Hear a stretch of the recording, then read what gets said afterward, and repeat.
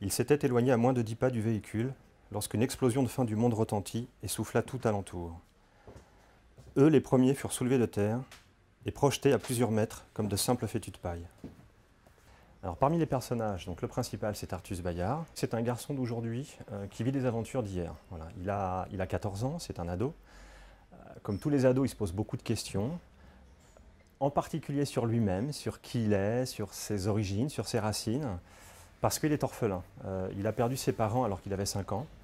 Il ne les a pas bien connus, il a quelques souvenirs comme ça, quelques bribes de souvenirs, mais qui ne sont pas très très clairs. Et depuis lors, il vit chez Thibaut et Bérengère Saint-Ange, qui sont les meilleurs amis des parents d'Artus. Eh bien, un jour, Artus découvre qu'il a un don incroyable, qui est celui de voyager dans le temps.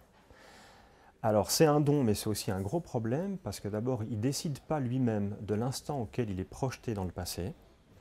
Il ne décide pas non plus de l'époque du passé à laquelle il arrive, et surtout, il ne sait pas du tout ce qu'il doit faire dans le passé. C'est 3 gros problèmes qu'il va devoir résoudre dans ce livre.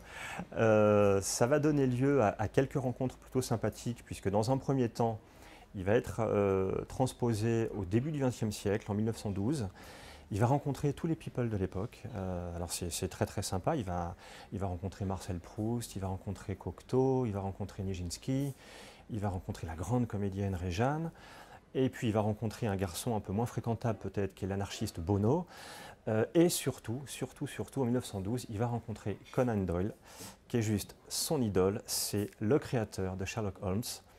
Et cette rencontre avec Conan Doyle va être capitale parce que le papa de Sherlock Holmes va aider Artus à résoudre une énigme. Ce qui m'a attiré, ce qui m'a plu en fait, c'est que j'ai voulu montrer que la vie est un continuum, que chaque action entamée dans le passé en fait avait une conséquence dans le futur. Et la phrase qui résume en fait vraiment ce livre d'Artus Bayard et les Maîtres du Temps, c'est dans l'histoire du monde, demain s'écrit hier.